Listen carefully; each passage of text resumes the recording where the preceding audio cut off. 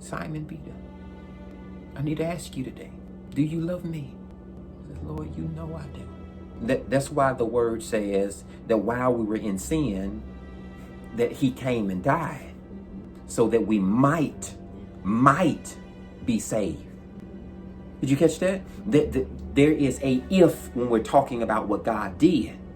There must be some equation to this problem that we never understood. Because we're saying that God is all-knowing, but there's one thing he literally does not know. That is the infringement of love. And so since he won't impose stuff in your future, I don't know. Catch this now.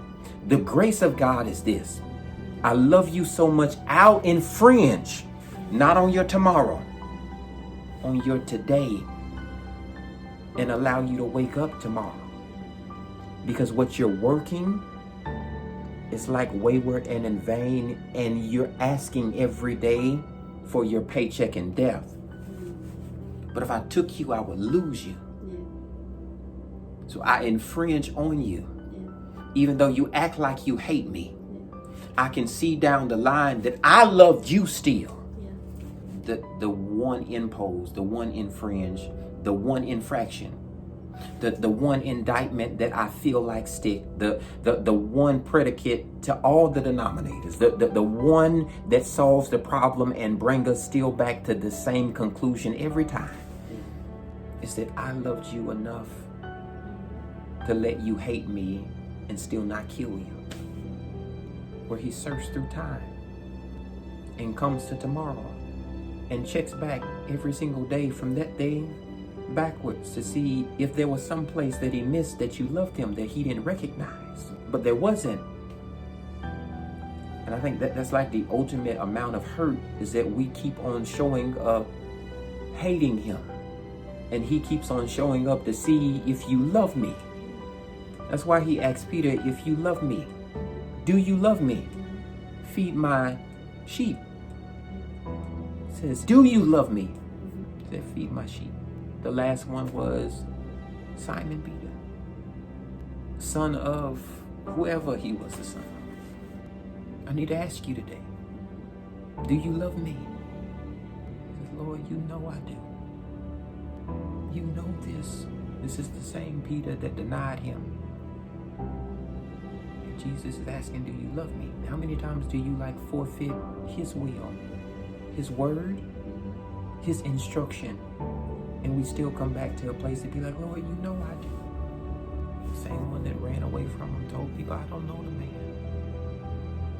I have no idea who you're talking about. Denied him 3 times. And we do it 3,333 plus 1. And every time he shows up, it's just the 3rd time that he looked him in his eye. Intimate connection. In the midst of trial, in the midst of the absolute worst day of his life, Peter, not Jesus. Jesus stops and looks him in the eye, and he leaves and is convicted and converted. And a lot of the times he allows you to leave him, reject him, suppress him and step on him, crucify him, absolutely bury him. But notice that he cares about you.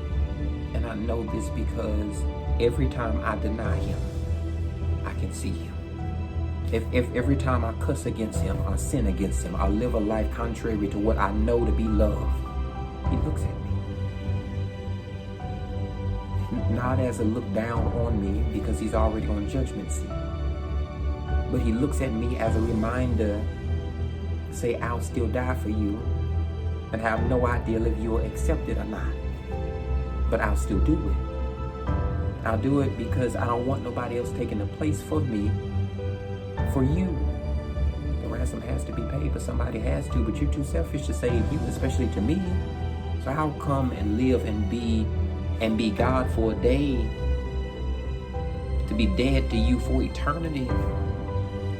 But I think it's at those intimate moments right there, it's at those intimate times right there that become worth it, all of it. Because while you were in sin, he died. The bad thing was when he got up, we were still in sin. not subjected to hell of it. It was just a lifestyle that I chose to live, the hell in it. He says, I've saved you from that. So you couldn't ever do anything that could dismiss it, because you didn't do anything to petition it. But I saw down the road to tomorrow that I would want to show up and see if you love me then. But that required me to die today. Not me, Jesus. And I think he gave up every right to see you tomorrow. Because love is not predictable, but it's patient. He'll wait. It's long suffering. He suffered all his kind. He never said a mumbling. Does not envy or hold anything against you. He says, Father, forgive him. He says, I know that the story fits, but I need you to understand it intimately, that I did all of this, not for people just who can sit with you, but for folk who can't even see you or see me, so I can show up tomorrow, not in eternity, but in identity, and ask, do you love me?